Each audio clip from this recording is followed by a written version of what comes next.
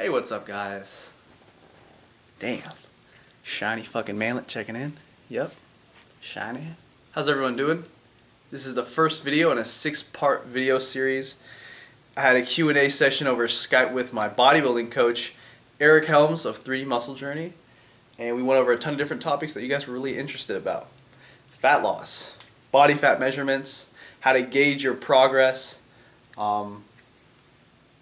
training, freaking caloric deficits, macronutrients, a whole lot of shit.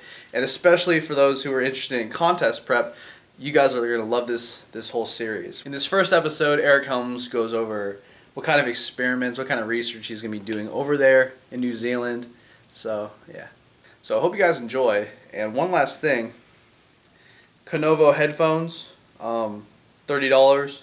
You guys have been wondering if they still work. They work great. I go behind walls, behind metal, it goes through my body. The transmission is beautiful. It goes really far, and it still works. You guys have been wondering, so I figured I'd tell you. Anyways, here's the 6-part video series, episode 1 of which, and I think you'll love it. Peace. Motherfucking manlet. Shiny motherfucking manlet. Check it out.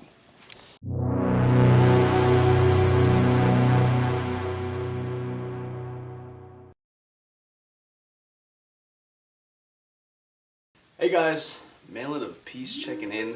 What's going on? We're about to do a call with ERIC HELMS. Let's answer it, and here goes the Q&A session with them. Ooh, there he is.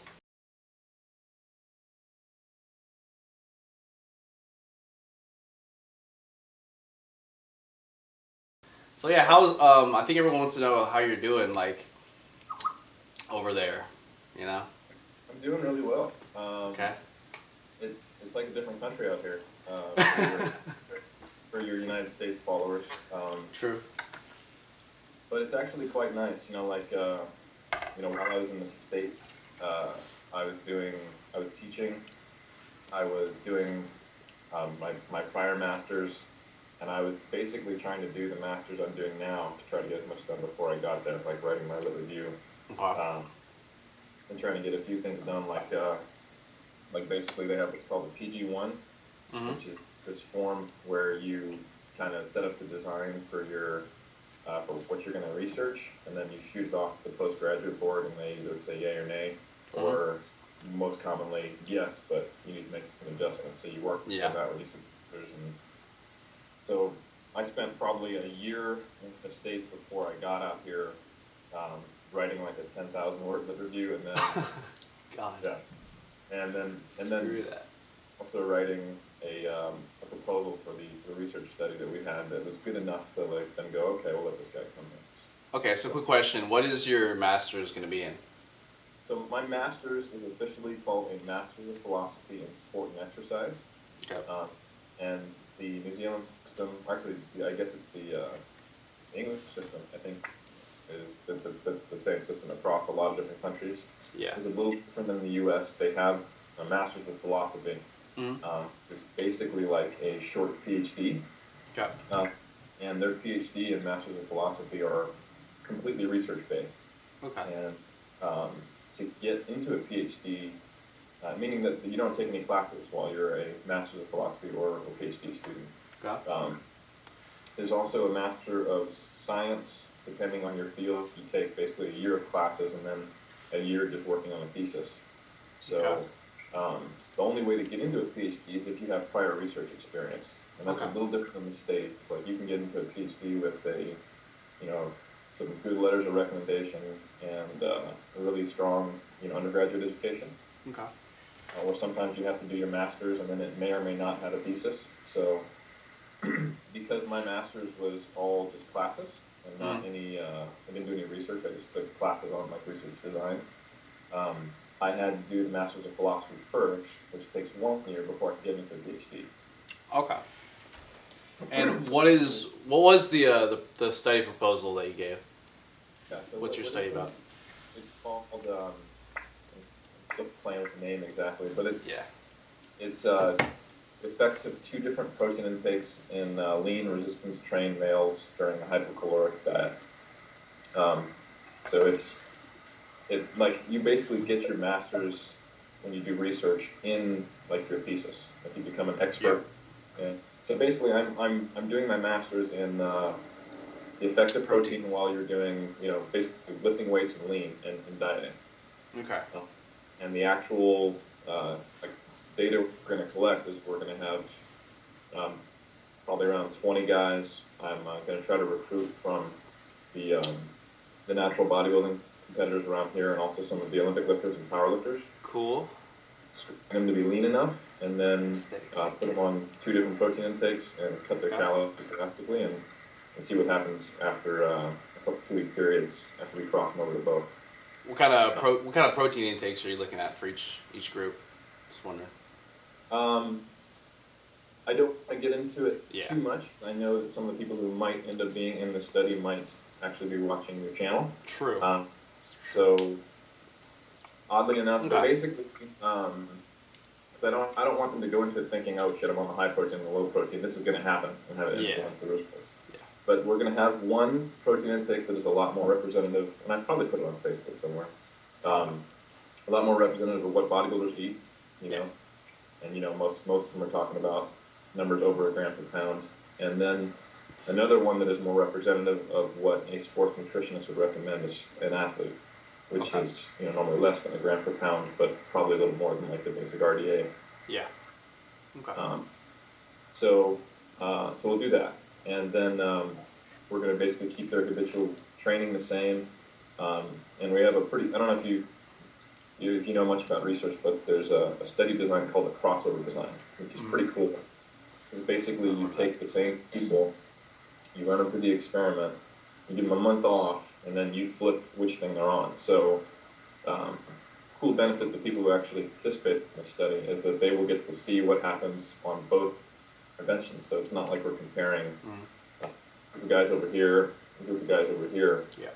It's the same guys who get to do both interventions both times. So. Sounds solid. I like that. Yeah, there are going to be some limitations. Right now, we're trying to work out how we're going to measure a change in lean body mass. I'm trying to get this MRI up and running. That's being a little uncooperative.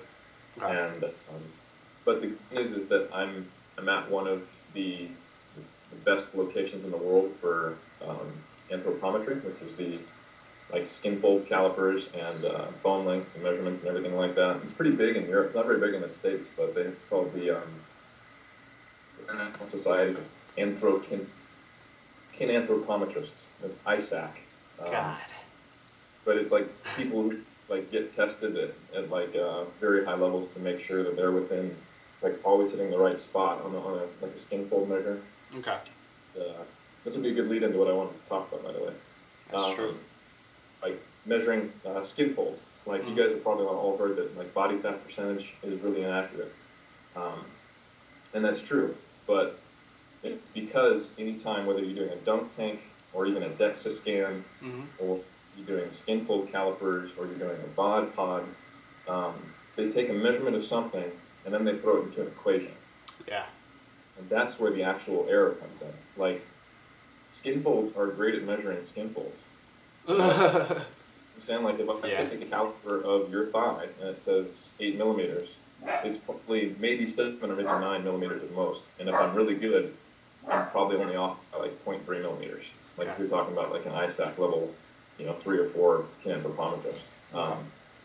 So if I was to tell you, your total skin fold sum of 8 sites went down by a certain amount, it would be a whole lot more accurate than if I said, oh, and let me throw that into an equation and tell you, okay, Jackson Pollock says you're 15% or whatever. True. Because that might actually be 10 or 20%. So I have access to some really good kinetometry, and you can do some pretty cool estimations of skeletal muscle mass, the volume of the thigh. If you can measure the femur, do the girth of the thigh, and then do the skin caliper, you can get a measurement of how much muscle's in your thigh.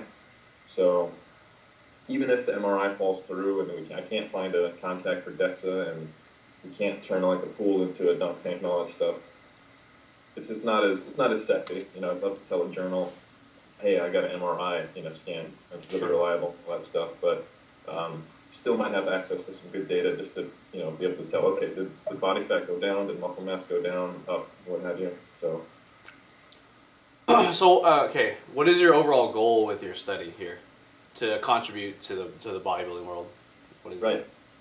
So there's been some really cool discussion about this for ages, like how much protein should a bodybuilder eat, and I think probably some most notably in the last 5-6 years has been a lot of like Lane Norton's work on that, and he came at it from a different angle of let's get outside of this idea of what do you take chronically, but how much do you need at each meal to maximally stimulate photosynthesis, and then can we extrapolate that into a protein intake for day to day. And, we've gotten a lot of these different pieces, but I think they're all kind of missing anything cohesive. Like Lane's work is really tells you something like, oh, we need to be looking at leucine. We need to be looking at maybe the branched chain amino acid content of our total protein for the day. And maybe we need to be looking at what spacing can we eat it, and does individual meal times tell us more about our global protein requirement?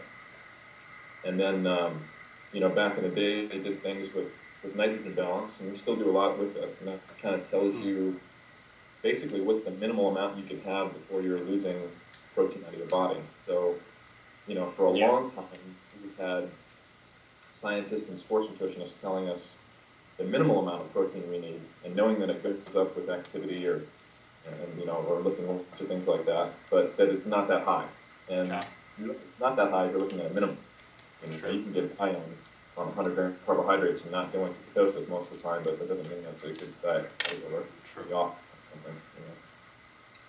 So we've got this minimal data, we've got this new kind of studies that Lane and a few other guys like Stu Phillips and Kevin Tipton and a few other popular researchers are doing.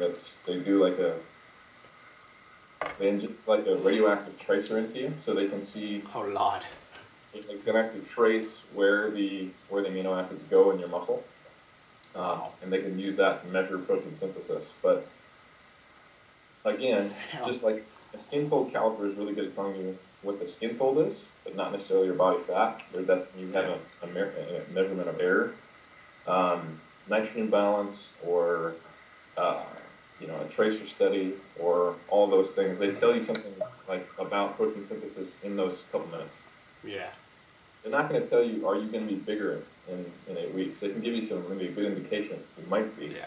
So I opted to not measure those things. Okay.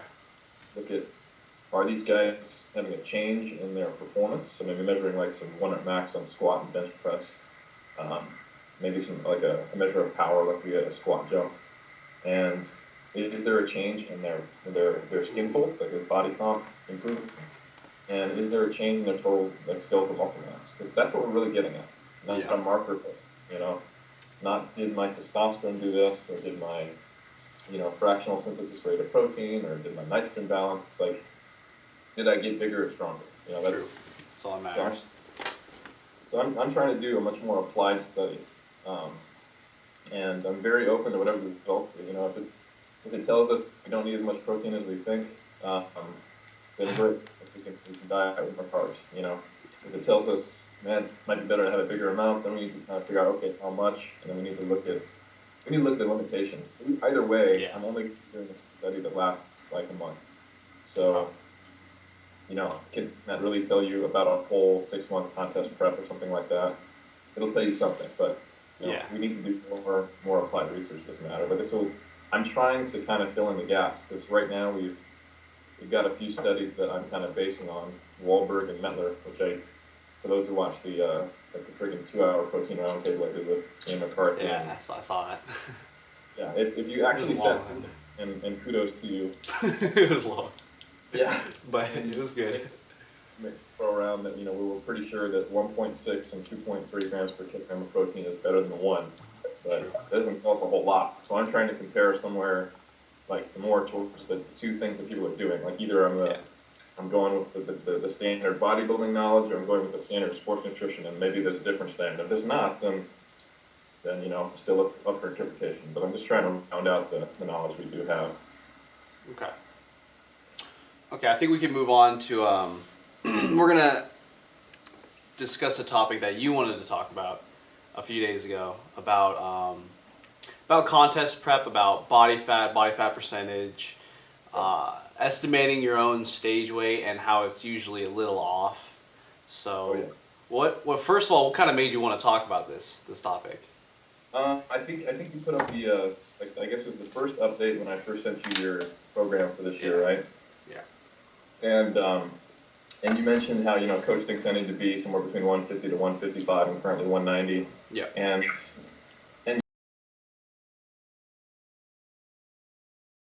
Hey, quit being a little bitch! Ogus cake!